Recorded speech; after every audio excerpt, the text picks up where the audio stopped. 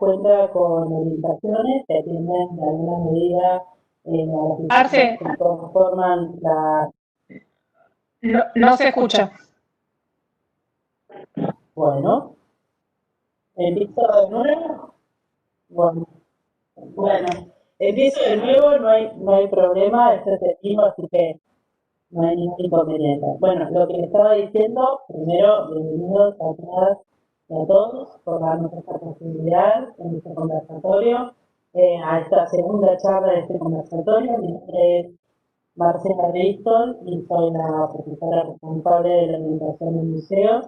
Me acompaña el equipo docente, Soledad Piu, Rocío Aguilera y Daniel Sesco, que de manera conjunta planeamos este conversatorio para los alumnos de las asignaturas que componen la orientación en museo de la carrera de bibliotecario escolar y bibliotecario documentalista del Departamento de Ciencia de la Información de la Facultad de Humanidades de la Universidad Nacional de Mar del Plata.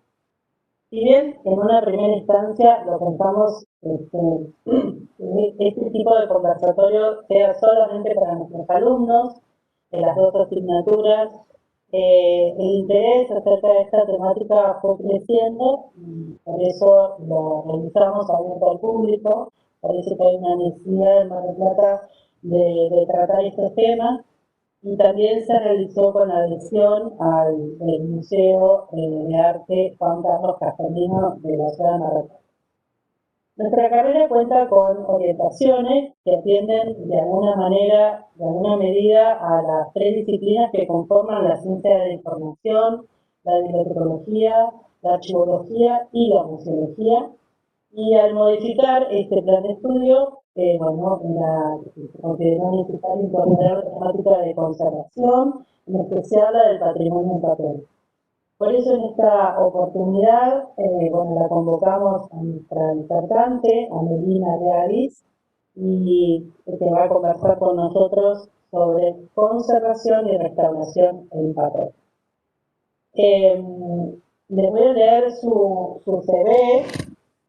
Ella es especialista en restauración y conservación de libros antiguos, documentos, mapas y obra plana sobre papel, con un recorrido que viene del estudio de las ciencias exactas y la medicina. En el año 2005 comienza su formación en el Instituto Universitario Nacional de Arte en Argentina, justamente en las carreras de restauración y conservación de bienes culturales.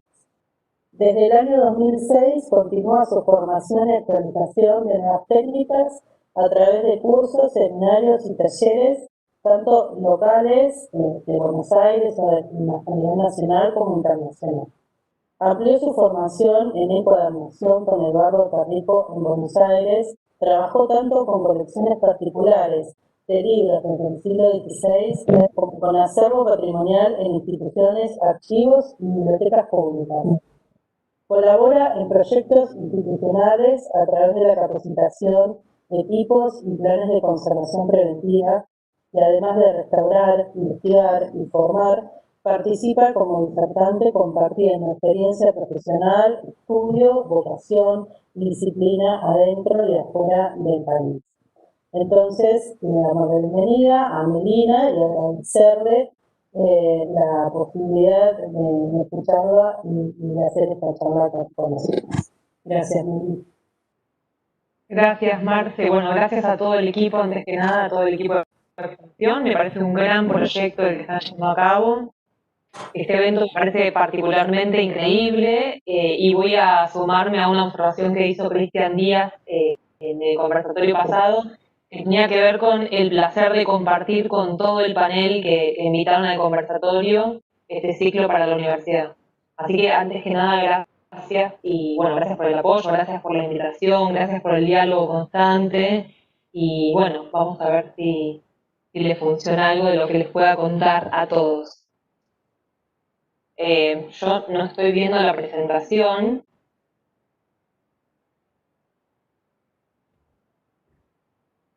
Ok, sí, si querés, Fer, arrancamos.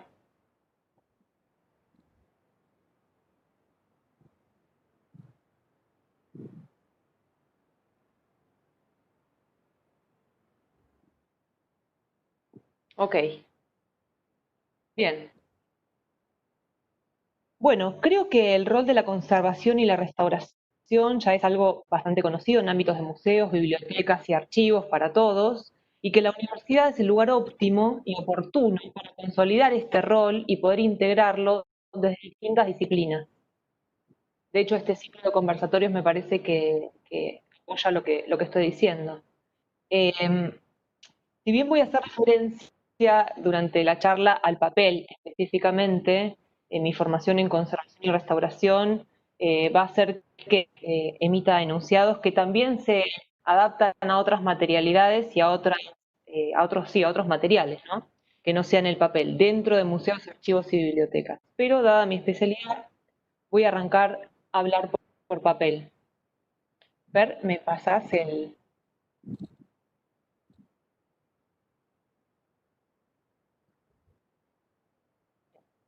Ok.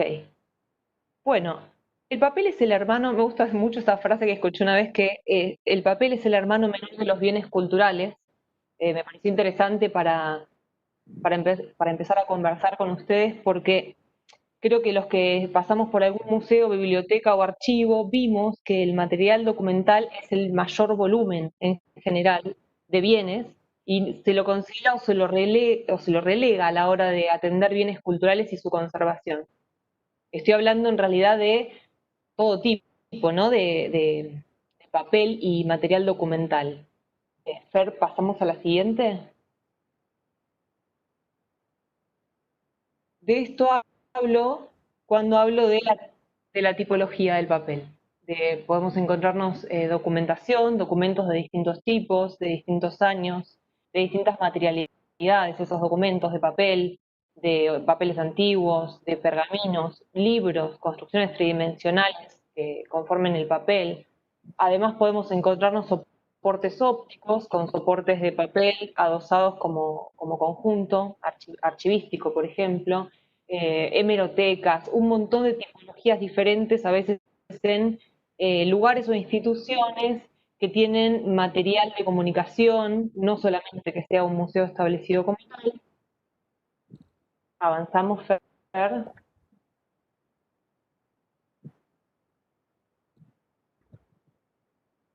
Bien, comencé hablando de materialidad, perdón que esto va a ser, voy a tener que avisar cada vez que pase el slide, pero empecé hablando de materialidad por justamente el tipo de soportes con el que nos encontramos los que trabajamos les que trabajamos con papel. También nos encontramos con pergaminos, un soporte de escritura todavía más antiguo, o papiros, como decía antes, papeles mucho más antiguos que los que conocemos ahora, o papeles especiales, de tipo cartográficos, por ejemplo, ¿sí? Seguimos. Además de los soportes que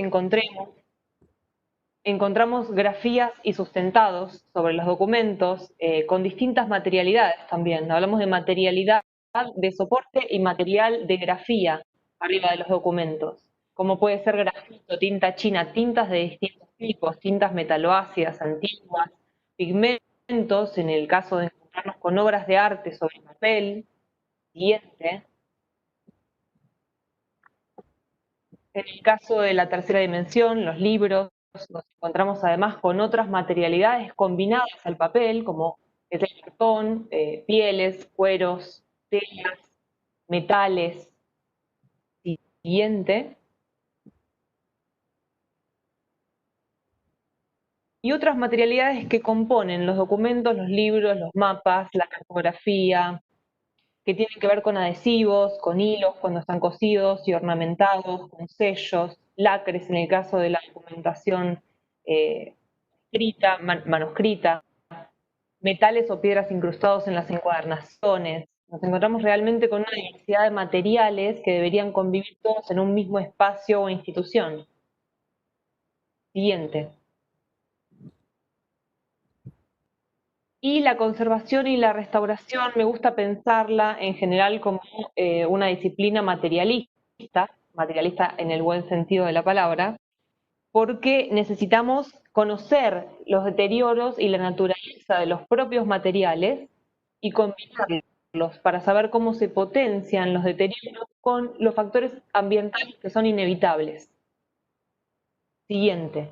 Cuando me refiero a factores ambientales, estamos hablando de factores ambientales ineludibles, como es la humedad relativa y la temperatura, que están en los ambientes internos y en el ambiente externo de cada región, contaminantes que existan adentro de las instituciones o que vengan desde el exterior, desde las aberturas, por ejemplo, o la ventilación, la radiación, hablando de luz, sea natural o sea artificial, que está irradiando el material patrimonial y deteriorándolo porque naturalmente necesitamos verlo. La mala manipulación, que tiene que ver con el uso de los operadores o los consultantes, el oxígeno, otro factor ineludible del medio ambiente, y biodegradantes, que también son bastante complejos de controlar debido a lo microscópico del asunto, ¿no? Entonces tenemos todos estos factores ambientales potenciando y haciendo una aceleración, en realidad, de la descomposición de la materia orgánica que compone el papel y todos los complementos que acabamos de nombrar. Siguiente. Y generalmente la evidencia se encuentra al final de la historia, entonces nos toca a los que trabajamos con patrimonio, con papel y con otras materialidades en archivo y biblioteca, ir como a atajar el problema, ¿no? Nos encontramos con los deterioros ya ejecutados y es cuando uno se suele asustar o ya no se puede consultar la materialidad, y es donde aparece un poco el rol de la conservación y la restauración, como si fuera algo paliativo generalmente y no preventivo. Siguiente. Entonces la mirada material que nos ofrece nuestra profesión nos permite identificar la fragilidad de los fondos y cómo están construidos y cómo se van a deteriorar, y de alguna manera predecir la problemática que está acechando a nuestra colección o nuestro fondo particular. Entonces somos materialistas un poco para ganarle y predecir un poco a las problemáticas y a los deterioros que se vienen sobre esos materiales. Siguiente. Mayoritariamente nos encontramos con este tipo de problemáticas físicas, químicas o biológicas, y en realidad nos encontramos, como dije antes, con las consecuencias de estas problemáticas. Siguiente. Acá hay algunos ejemplos de problemáticas físicas, algunos las imágenes les parecerán conocidas, cuando hay documentación y lacres que se quiebran por pérdida de humedad o por presión, rasgados, con papeles contemporáneos que desprendan pigmento porque son, por ejemplo, como en la imagen, una fotocopia, banditas elásticas adentro de los archivos, creo que es algo bastante común de encontrar.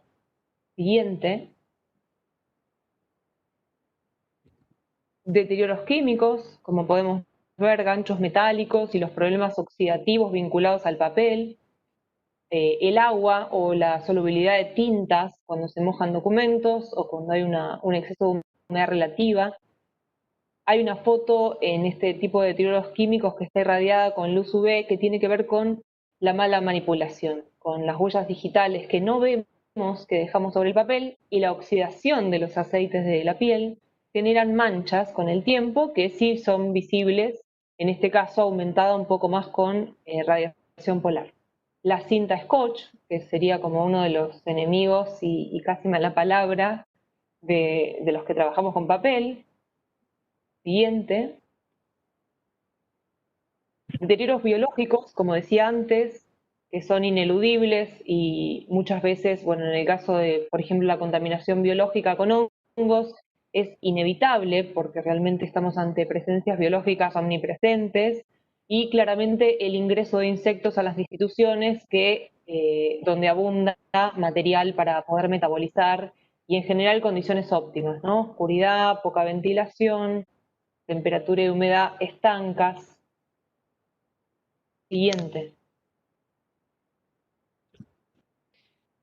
Y para materializar un poco, para llevarlo a un caso en realidad un poco más observable, les traje este caso que me parece interesante, que es un caso en el que estoy trabajando actualmente, que es la recuperación del archivo Bonpland, que es un archivo que no es nuevo, que es que estaba ya dentro del contexto de un museo, me parece que es un archivo interesante por eso, de un museo universitario, que ya tuvo determinado metabolismo a través de los investigadores, consultantes, la Fundación Antorchas intervino en un momento sobre el archivo, y aún así el archivo no termina de ser ni público, ni difundido, ni digitalizado completamente, ni siquiera estabilizado materialmente. Entonces, hace ya un tiempo que estamos trabajando en este archivo.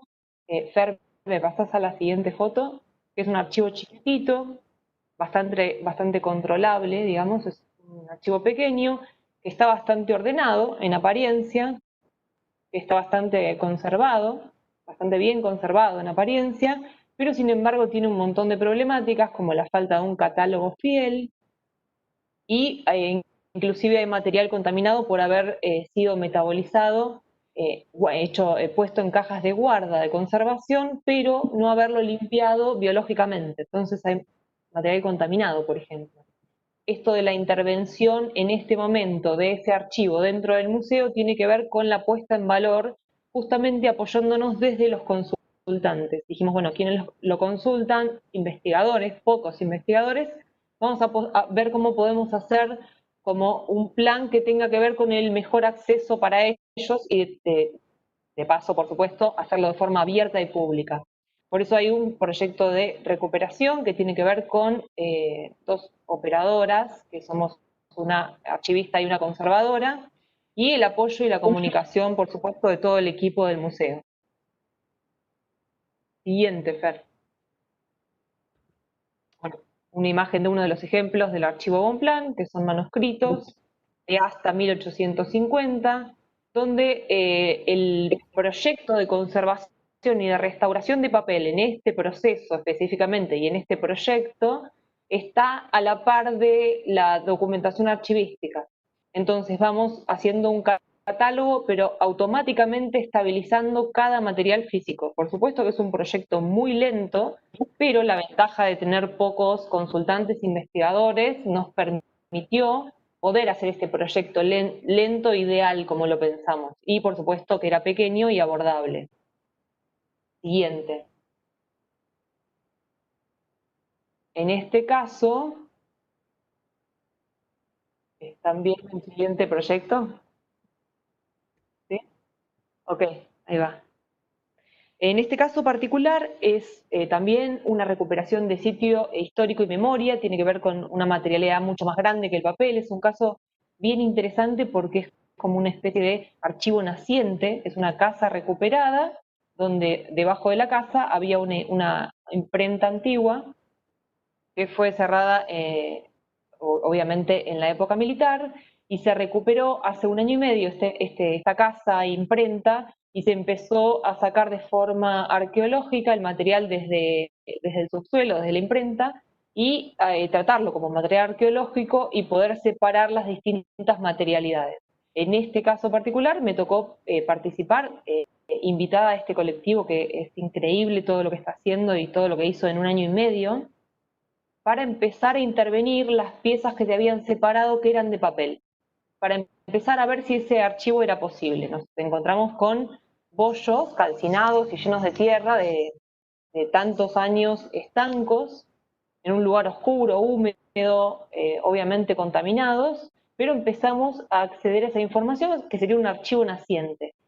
Es como un ideal que haya un conservador restaurador en un archivo naciente y en un proyecto tan virgen, digamos, sería lo ideal. Pero en este caso, como es tan extremo el estado del material, era indiscutible la presencia de conservación y restauración para este proyecto.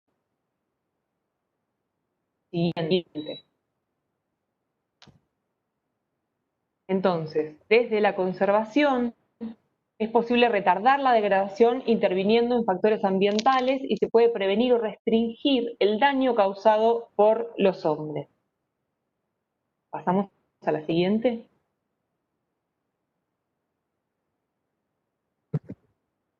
En el caso de la restauración, no quiero separar conservación-restauración porque realmente yo veo un límite bastante desdibujado, aunque uno tiene que intervenir el objeto o el ambiente, pero veo un límite bastante desdibujado. En el caso de la restauración, para no privilegiar un proceso sobre el otro, pienso que se está imponiendo, como contaba recién en estos casos de archivos, se está imponiendo de una forma muy grande, muy demandante, la figura y el rol de la restauración y la conservación adentro de los lugares. No solo por el material patrimonial que realmente es colectivo, sino también por los operadores que están vinculándose con el patrimonio. Entonces, ese rol de conservación y restauración, intervención y reflexión de los roles tiene que ya empezar a existir a nivel universitario. Es algo que veníamos conversando con el equipo de extensión, que sería ideal, sobre todo que la práctica pueda fijar conceptos teóricos y que se puedan hacer obviamente experiencias de este tipo a través de las distintas disciplinas, ¿no? Desde la bibliotecología, la museología. Siguiente.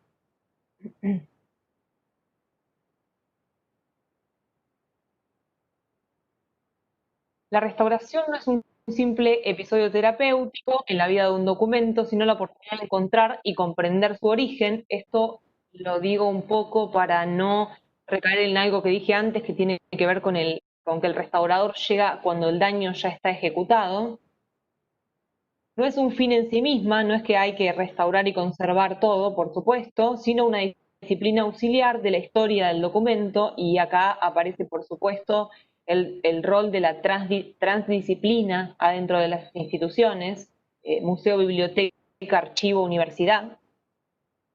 Es un elemento de gestión técnica, histórica y científica entre un conjunto de procedimientos que marchan hacia un mismo objetivo, o sería ideal que eso pase, y jamás deja de evolucionar. Es realmente móvil y dinámica la restauración, entonces es necesario estar todo el tiempo al corriente de los cambios. Siguiente. Bien, ya para ir llegando un poquito más al final, me gustaba compartir estas estrategias que, como verán, no es mi intención listar estrategias técnicas de conservación y restauración de papel, sino compartir estas estrategias que de alguna manera fui recolectando en mi camino formativo, a través de mi experiencia laboral y como docente. Y tiene que ver con estas estrategias más amorosas y aplicables antes de entrar en las estrategias técnicas, que una de ellas es, por ejemplo, desactivar la inactivación en los acervos documentales, algo que en realidad propongo a modo de, a la falta de recursos adentro de las instituciones, muchas veces nos quedamos con que no tenemos espacio, no tenemos materiales, no tenemos recursos humanos, no tenemos recursos técnicos para llevar adelante esto. Me parece que hay que desactivar eso, porque cuando ese momento ideal llega de todos tener un taller o un laboratorio de conservación, realmente es muy tarde. Entonces, creo que hay que desactivar esa inactivación en los acervos. Y la forma de hacerlo es capacitar a la gente que ya está en contacto directo con el patrimonio, sea bibliotecario o archivista, y no separar esto de entra el restaurador o el conservador para que este espacio funcione, sino que eso esté todo el tiempo dialogando de forma interdisciplinaria. Confiar en las capacidades, en realidad me gusta como hacer crítica a los criterios, ¿no? Pongo crítica y criterios, me gusta hacer crítica a los criterios de conservación ideales en el mundo, sobre los parámetros ambientales, en qué temperatura, humedad y luz tenemos que tener los espacios. Me gusta hacer crítica a eso porque a veces que nos agarramos de esos parámetros y nos congelamos a la hora de avanzar y tenemos formas de mejorar y no lo hacemos. Por eso me parece importante criticar esos criterios y adaptarnos específicamente al lugar donde estamos. Y la única forma de conocer eso es conocer nuestra materialidad patrimonial, por supuesto, y los factores medioambientales que están impactando sobre ello. Otra cosa es la adaptación de materiales regionales, esto sale un poco de la docencia y haber viajado para hacer capacitaciones, que la adaptación de materiales regionales realmente tiene un impacto óptimo sobre los recursos a la hora de manejar, por ejemplo, humedad relativa en un ambiente y encontrar estrategias sustentables, económicas, ecológicas, atóxicas, adaptación de materiales de intervención o de guarda o papeles o cajas de conservación, o ambientar mejor las luces, o hacer ventilación cruzada. Digo, todas las adaptaciones regionales que hayan son las que hay que usar. O sea, pienso que no hay que esperar a tener el mejor medidor de temperatura y humedad, sino hay que buscar recursos lo más rápido posible y regionales. Obviamente a medida que se avanza es mejor, pero la adaptación creo que es una clave para destrabar la inactivación que dije antes. La voluntad de superar divergencias también, esto que es lo que están haciendo ustedes, básicamente, la voluntad de superar divergencias. Nos hace falta esto, bueno, ¿qué hacemos? Compartimos un conversatorio. La comunicación, por supuesto, y esto lo sigo apoyando en este proyecto, la comunicación que tenga que ver, obviamente, con las redes sociales, con la comunicación directa con pares y con la transdisciplina, animarse a escribir un WhatsApp o escribir por Instagram a un colega o preguntar o hacer un proyecto en conjunto y, digo, la comunicación real entre todas las figuras. Siguiente. Yo pongo un deseo que, bueno, espero que sea de todos, pero queremos usuarios y ciudadanos que se sientan implicados en las tareas de conservación, porque estamos hablando de un patrimonio colectivo. Yo sé que ustedes van a estar de acuerdo con esto, los que estoy viendo en el panel de la Facu, pero realmente creo que la comunicación tiene que ver con esto. Siguiente, y para cerrarles y no aburrirles. Insisto en insertar dinámicas de eliminación de divisiones, insisto en general en eso. Me di cuenta también en mi camino laboral y de formativo de esto, que lo único que genera es dificultad, y en la vida también, ¿no? Cooperación estrecha entre expertos e involucrados. Cuando digo expertos e involucrados es porque siempre me hace una cierta distorsión, la ciencia para científicos nada más. Entonces, una estrecha relación entre expertos e involucrados, diálogo y complementación, desde la dirección y en todos los sentidos para abajo. Historiadores, investigadores, consultantes, archivistas, bibliotecarios, gestores, científicos, conservación, ordenanza, toda la gente que esté involucrada directamente adentro de la institución y en vínculo con el patrimonio. Y una cosa interesante y también que tiene que ver con la comunicación es confrontar distintos enfoques, ya que finalmente son los documentos los que se beneficiarán de estas confrontaciones positivas, permitiendo múltiples puntos de vista, lo que garantiza, sin duda, decisiones fundamentadas y razonables, adaptadas a cada caso en particular. Hasta acá espero haberles hecho un relato que sea de utilidad para los chicos de la Facu, para todos. Quiero agradecer de vuelta a los que están participando, a los que están escuchando, a todo este equipo increíble que está armando estos conversatorios que me parecen excelentes en este momento, bien aprovechados y adaptados a la realidad. Y dejé en el panel, en el último slide, mis datos y las redes, por si les interesa de alguna manera contactarse conmigo.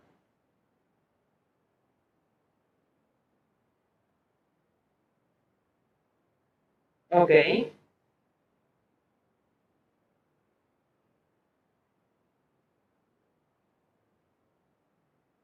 Bueno, Melina, gracias porque la verdad que necesitamos el esfuerzo también de aquellos profesionales que actúan y como vos decís muchas veces, en esta tal vez el trabajo más gris, ¿no? Más encerrado y bueno, sacar todos estos temas a la luz es para nosotros una prioridad. Así que agradecerte, seguramente el equipo va a tener algunas preguntas y también proponemos que la realicen por medio del chat en vivo. Yo partiría primero de esto, porque hay muchos profesionales, bibliotecarios, que tal vez no tienen conocimiento con respecto a conservación de papel. ¿Cuáles para vos serían las tres cosas que no hay que hacer para prevenir antes de la intervención tal vez de un profesional, ¿no? Pero ¿Cuáles son aquellas cosas que nosotros vemos y que tal vez como bibliotecarios no tenemos obviamente ese manejo profesional del conservador? Y, y bueno, ¿cuáles serían esas como 3 o 4 cosas que vos decís, esto no hay que hacer, por favor, bibliotecarios o profesionales que actúen con el papel? Bueno, a ver si puedo responder en tres. Tengo muchas más.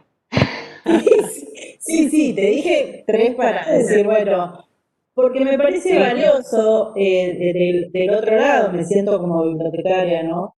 Y muchas veces hemos puesto un ganchito, una cinta scotch, algo bueno, que después en el tiempo eso le traerá al material acciones que perjudican, ¿no? bien, ganchito y cinta scotch, ya lo dijiste vos, entonces voy a empezar con el mate. Voy a empezar con el mate y obviamente los alimentos y la bebida cerca de los materiales documentales, que es algo bastante común, ¿no? Tener el mate al lado del escritorio, la compu y el papel. Bueno, eso está absolutamente desaconsejado de mi parte. No digo que no se hace, pero lo desaconsejo 100%. Otra cosa que debería pasar es que no deberían desconocer el clima en el que trabajan, ¿no? El medio ambiente en el que trabajan. Estoy hablando de temperatura, humedad relativa, o sea, cosas bastante básicas. No hace falta mucho parámetro profundo más. O sea, desconocer el clima del lugar, no solo confiar en la sensación térmica que tengamos adentro de la biblioteca, sino desconocer el clima es un problema realmente grande. Es un problema muy grande y muy sencillo de resolver encima, porque se consigue un termodinámetro y es posible monitorear. Eso es importante, ¿no? Otra cosa que voy a nombrar para hacer la tercera y ya no extender la lista, tiene que ver con el esmalte de las uñas, por ejemplo, también. El esmalte de las uñas que es bastante recurrente, más en verano, más que se usan distintos tipos de pinturas actualmente. Es una cosa que se desaconseja. He trabajado en institución pública y aparecen todo el tiempo las rayitas del esmalte arriba de los documentos públicos que pasan a ser históricos después. Ya con esa terminé la tercera para no extenderme. Pero la cinta scotch y los ganchitos, ya que estabas vos también lo dijiste, suman.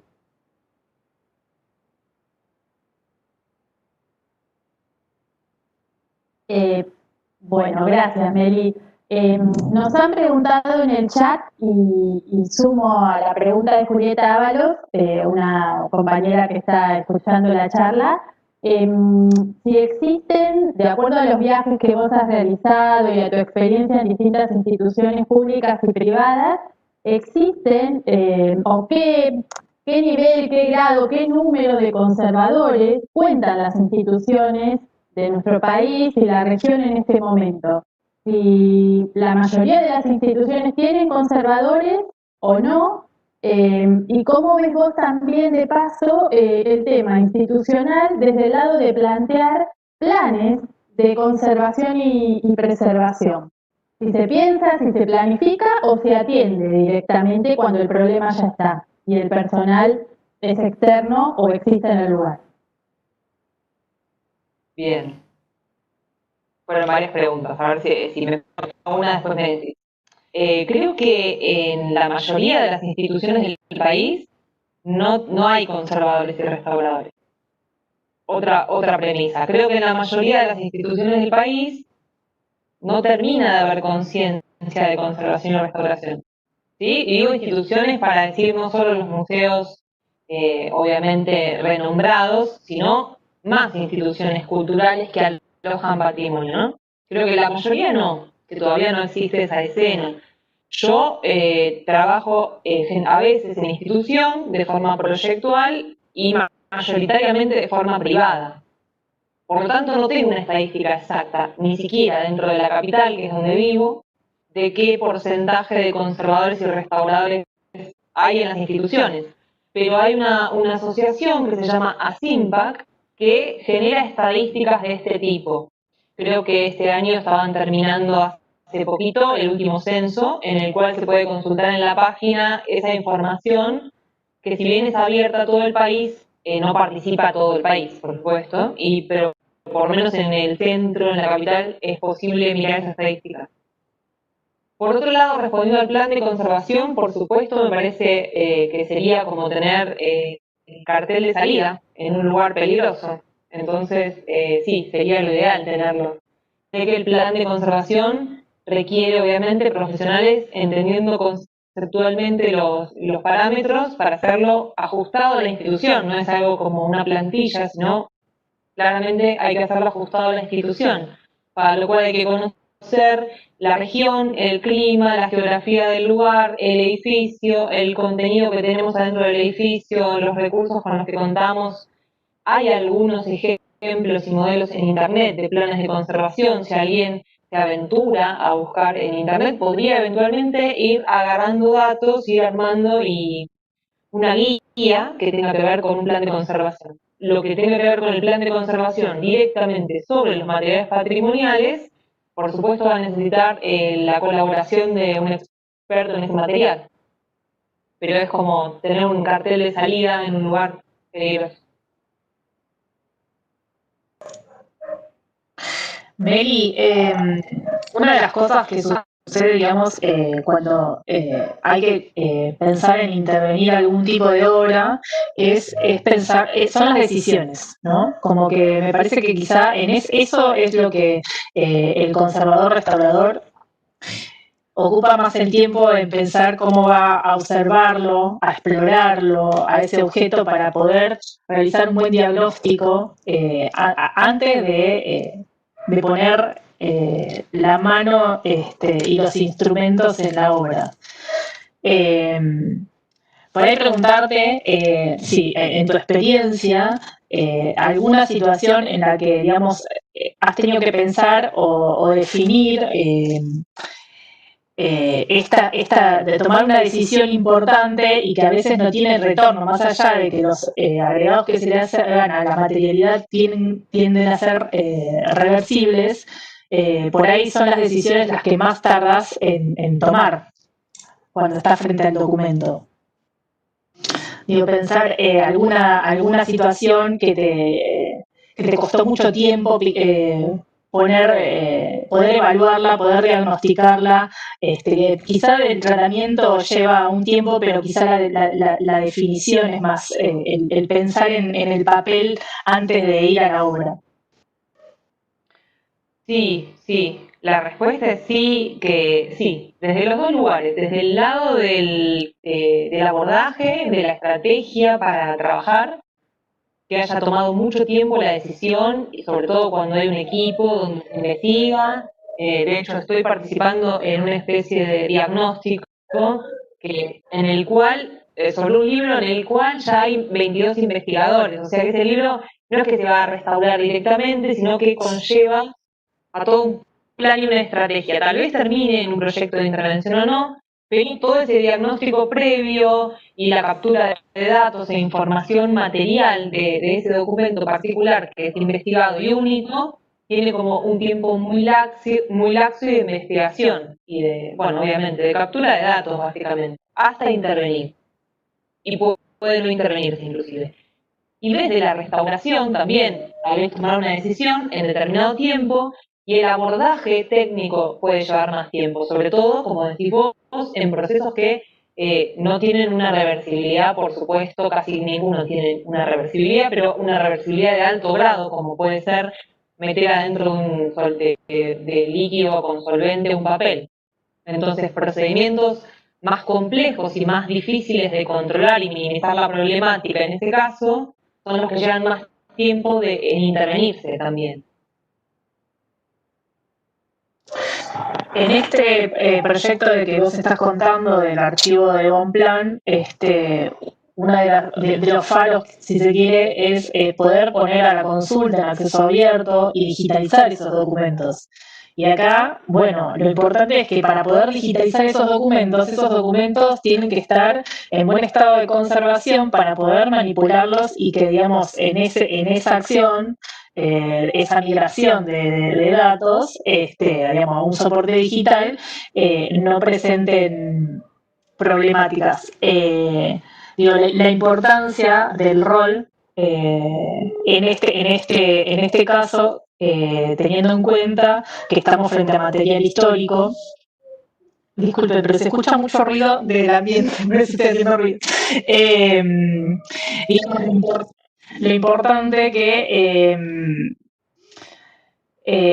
sean conscientes del rol y de que antes de intervenir una obra, en este caso, no porque digamos tu rol sea de la digitalización, pero que hoy está tan en boga, ¿no? Pensar en que cualquier cosa le sacamos una foto y lo subimos.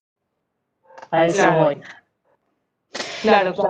Me pasa algo interesante también con las últimas conferencias del año pasado que tenían que ver con esto también, ¿no? Con la cantidad de proyectos de digitalización activos, porque se pueden financiar a través de distintos medios, dinero o bueno, recursos para poder digitalizar, y no contemplan un proyecto integral, pero tal vez no solo no integral como desde la conservación, sino tampoco integral desde la archivística. Entonces, sí, por supuesto que hay una problemática cuando algo se sale del eslabón, no es solamente el conservador ahí adentro, sino es la falta de la continuidad de ese círculo que finalmente se cierra, porque tampoco los restauradores o los conservadores sabemos a la hora de limpiar un material qué es valioso, qué no, qué tiene una prevalencia y cuál no, justamente porque trabajamos en la materialidad. O sea que cualquier eslabón que se suelte de esa cadena falla. Por eso es como esa multidisciplina permanente. Yo entiendo, por supuesto, que un proyecto de ese calibre es más pretencioso cuando hay un equipo más grande y se generan y se buscan más recursos, pero claramente el proyecto integral debería existir. Después, para los límites, está la vida. Pero debería existir de forma integral, sin duda, con ese eslabón, con esos eslabones concatenados todo el tiempo circulando. Meli, acá hay una pregunta que la hace Natalia, que la dejó en el chat del video. Dice, ¿con qué elementos recomendás la higiene de los documentos en papel? Para no deteriorar en exceso, pero teniendo en cuenta que es una actividad que necesitamos desarrollar en las bibliotecas. Bueno, la limpieza limpieza de documentos es la palabra, eso es un capítulo grandísimo. Grandísimo. Rocío se ríe porque Sole también, porque saben de qué va esto, de las prácticas en la realidad, ¿no? Esto de bajar a la práctica, conceptos teóricos. La limpieza de los documentos, por supuesto, se puede pensar como una limpieza mecánica, con pinceletas, trapo, alguna esponja. Se puede pensar en la desinfección, por supuesto. Hay algo que no se puede dejar de pensar, en la materialidad del soporte, en la materialidad de la grafía, en el estado de conservación en el que se encontró, en las pruebas y los ensayos previos que se hacen sobre los documentos, en el descartar que haya actividad biológica y en cómo se va a guardar después ese documento. Además de la tecnología de los materiales que se usan para limpieza de documentos. No quiero hacer como algo tan teórico y no responder a la pregunta. Por supuesto que se puede limpiar con una pinceleta. Ahora hay que atender otros asuntos, no es solamente limpiar con la pinceleta, porque vimos en una imagen de deterioro físico, por ejemplo, el arrastre de toner cuando es un archivo contemporáneo, donde hay fotocopias, pasar una pinceleta a ese documento significa retirar pigmentos de la grafía. Entonces, no quiero responder a algo generalizado, sino que hay que atender todos esos asuntos. Por supuesto que eso es investigable, leíble, hay documentación en internet, hay clases, hay videos, hay disponibilidad en las redes para consumir este tipo de cosas. Pero no es algo tan sencillo, como todo no es sencillo, ¿no? Sí, por supuesto. Milagro también hace una pregunta en el chat y después lo dejo a Dani. Dice, en ocasiones intervienen documentos sin los conocimientos adecuados. ¿Te has encontrado con algún caso en el que la intervención sobre el documento haya sido peor que el deterioro original? Y consulta, dice, si ese es el caso, ¿es más complejo descubrir y luego revertir la problemática?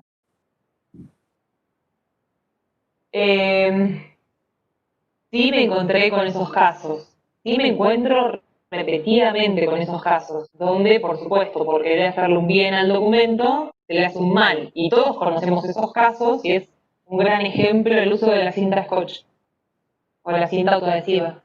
Entonces, para querer hacerle un bien y que no se le pierda una hoja documentalmente, la dejamos amarrada con cinta scotch. Cumple su función porque no se pierde ese documento. O sea, tiene una función benevolente, pero el deterioro y la oxidación de los componentes del adhesivo de la cinta hace que deteriore el documento de una forma irreversible. Entonces, por más que yo quiera revertir esa escena después para mejorar, ya no tengo chances de llegar a un punto original porque ese deterioro es irreversible. ¿Responde la pregunta? Me encuentro con un montón de casos de todo tipo, pero bueno, ahí es un poco volver a lo mismo, conocer la materialidad, la tecnología y los deterioros potenciados por el medio ambiente. Es un poco de física y química todo el tiempo, ¿no? Pensar como en física y en química, pensar de forma material. Pero no hay forma de proteger un documento sin conocerlo de forma íntima. Y lo mismo con las herramientas y los materiales que se usan para trabajar en conservación y restauración, que es lo mismo que un paciente en un sanatorio. Es necesario conocerlo en profundidad para poder atender esa particularidad, ¿sí? Por supuesto, cuando tenemos un síntoma repetido y común y ya está dicho en la medicina, se le da un analgésico, por ejemplo. En este caso, si está sucio, sí, hay que limpiar un documento, pero hay que ver las particularidades de ese documento y el contexto para hacer una limpieza correcta y óptima, básicamente, ¿no? Y respetuosa. Bien, Dani tenía una pregunta. Sí, Melina, si bien estuviste hablando con respecto a varios elementos que son nocivos, haciendo un repaso general de los que mencionaste, que más o menos todos ya los tenemos presentes en cuanto a la humedad, la temperatura, la luz excesiva, los biodegradables. Y si bien la conservación y la restauración están mancomunadas porque van de la mano, he escuchado una terminología utilizada principalmente por restauradores y principalmente a su vez en lo que tenga que ver con las construcciones edilicias. Ellos cuando hablan de estos elementos nocivos, que pueden ser inclusive orgánicos obviamente, utilizan el término de patologías. Quería saber si también dentro de tu campo disciplinar también utilizan esta terminología de un agente patológico a la hora de hablar de ellos. Yo lo uso todo el tiempo el término porque me encanta. Yo claramente le digo patologías, pero no solamente a las patologías biológicas sobre papel, sino le digo patologías a todas las lesiones. Bueno, de hecho estoy diciendo lesiones. Es como, me gusta mucho el término médico y biológico aplicado a la restauración porque creo que es muy atinado. Pero sí, le decimos patologías. Mary, una pregunta en el chat de Fernando. Dice, ¿cuál es el documento más antiguo que tuviste que intervenir? Y bueno, y de paso contarnos cómo fue esa intervención, esa experiencia. Está buena, está buena. El documento más antiguo que me tocó, que trabajé en conjunto con una colega que es Ana Macielo, que nos tocó, era un libro impreso en pergamino.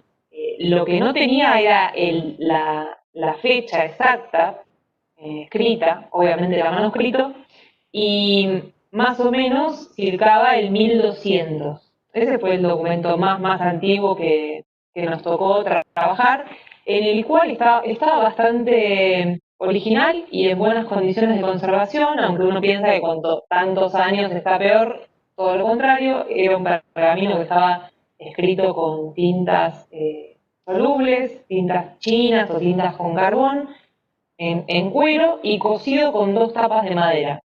Y esa estructura estaba original como nos llegó a nuestras manos.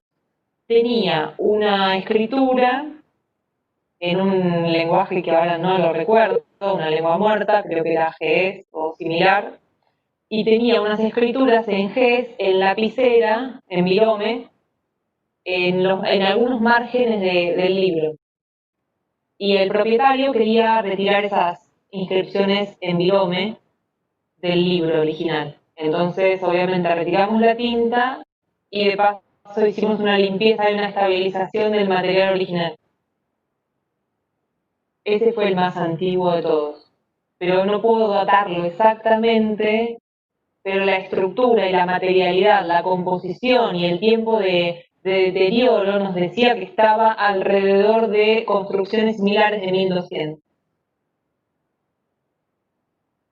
Meli, un poquito siguiendo ese criterio, ¿no? Si tuviéramos la posibilidad de vivir de acá a 100 años, ¿no?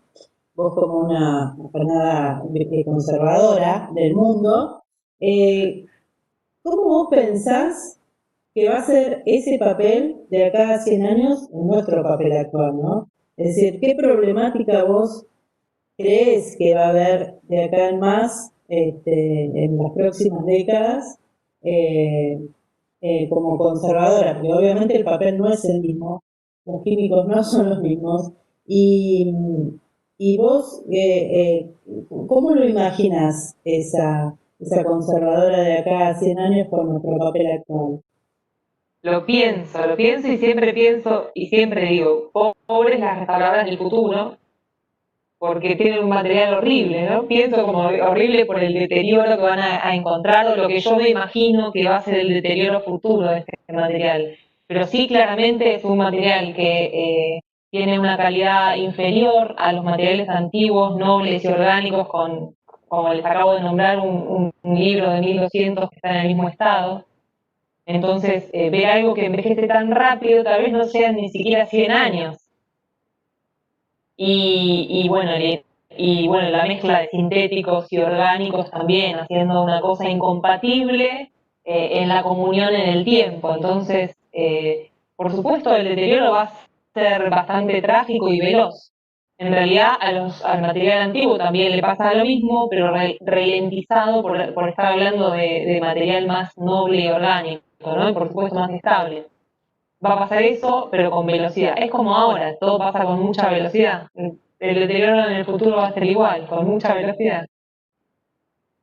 Pienso yo, es una teoría, una hipótesis. Vamos a ver si se cumple. Sí, sí, creo que va a ser con estas expectativas, ¿no? Bueno, no sé si querés agregar algo más, Meli. La verdad, por nosotros y el equipo, volver a agradecerte. Para nosotros es un placer que estés acá en este video, que nos hayas dicho que sí. Y seguramente habrá más oportunidades de traerte en forma presencial y cumplir estos objetivos que venimos manejando de hacer la práctica en una instancia más práctica, ¿no? Así que bueno, Sin duda. aparte de agradecerte, no sé si el equipo quiere también decir algo más. Yo les vuelvo a repetir, como conversábamos de forma privada ayer, que me pone muy contenta regionalmente, siendo de Necochea, que puedan dar un foco de conservación y de divulgación, y por supuesto que me parece fundamental que sea desde la universidad en Mar del Plata a nivel regional, porque siendo de Necochea también conozco cuáles son los accesos académicos para acceder a la información. Entonces me parece que es muy valorable a nivel regional y también a la hora de pensar en descentralizar las cosas de la capital.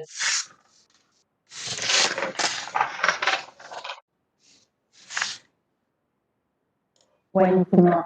Bueno, creo que gracias de parte del equipo. Reiteramos el deseo de el año próximo tal vez poder estar cara a cara y en la práctica, algo que con nuestros alumnos lo hemos experimentado.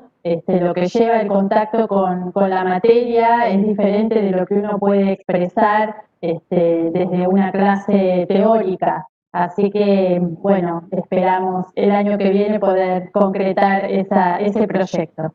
Y bueno, agradecerte, Meli. Les decimos a todos que ya vamos a estar compartiendo también tus redes, tu teléfono, tu mail, todos los medios para que puedan contactarte.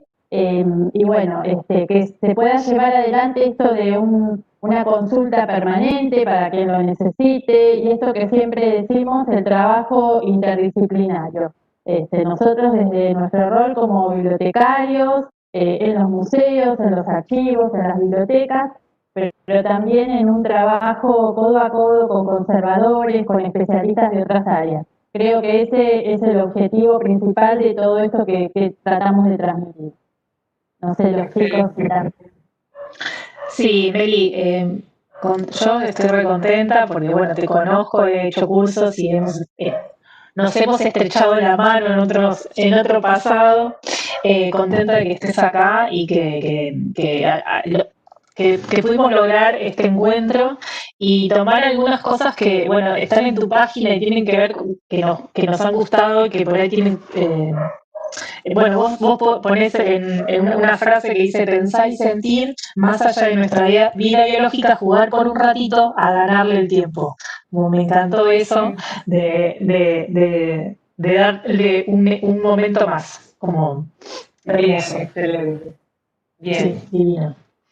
Gracias. Así que bueno, nada, volver a renovar el agradecimiento y hacer un chivo también propio del conversatorio, porque la nombraste a Ana Macielo, que va a estar también más adelante en este ciclo. Excelente. Viene una cantidad de gente increíble atrás. Estuve mirando y me encanta, no voy a perder ninguna. Qué bueno, sí, re contentas y contentos con Dani de que formes parte. Bueno, de parte mía, Melina, si bien no te conozco, te conocí de modo virtual. Muy agradecido porque hayas compartido con nosotros tu disciplina, tu conocimiento, lo hayas difundido de la manera que lo hiciste con esa claridad. Así que más que agradecido y contento. Comparto conjuntamente con el equipo, ¿no?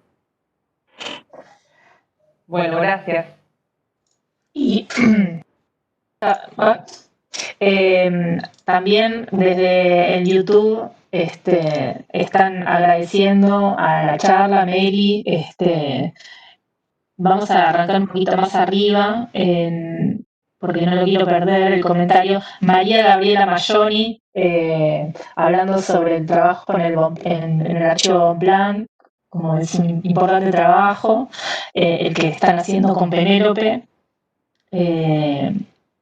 A ver, ¿qué más? Y bueno, agradecen, alumnos que conocemos de la asignatura y personal que no conocemos, pero que, mira, de provincia de Santa Fe y demás, que agradecen este espacio y esta charla con vos.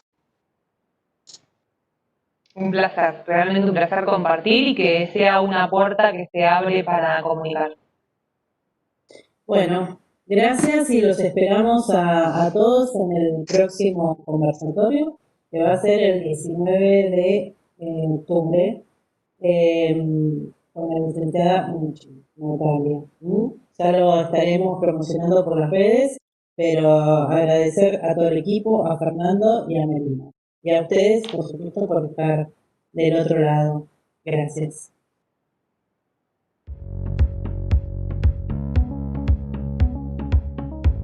Uf.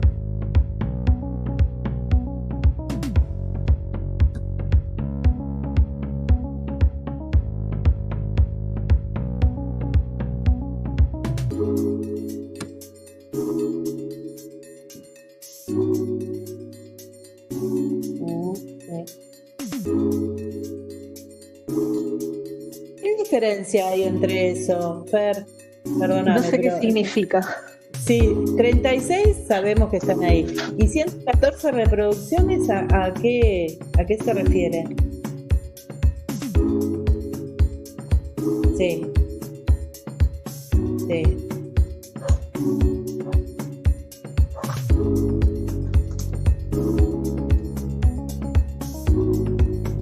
Ah, está bien. Sí.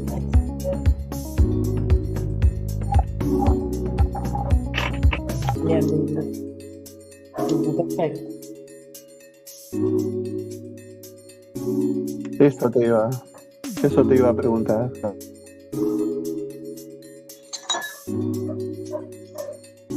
Bien. Ah, bien.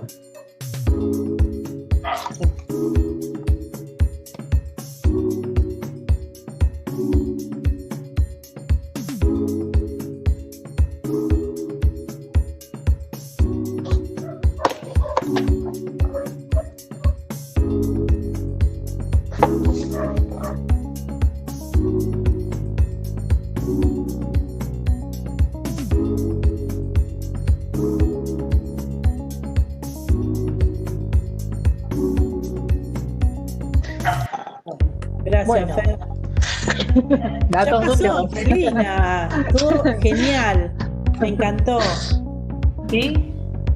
Sí. Me gustó. A mí me cuesta Muy bueno. mucho visualizar hasta que no revea esto. Cosas que se me van ocurriendo en algún momento. Digo, les voy a decir esto. Sí, sí. Sí, es terrible. Fernando, Bueno, Fernando me dice que se sigue escuchando.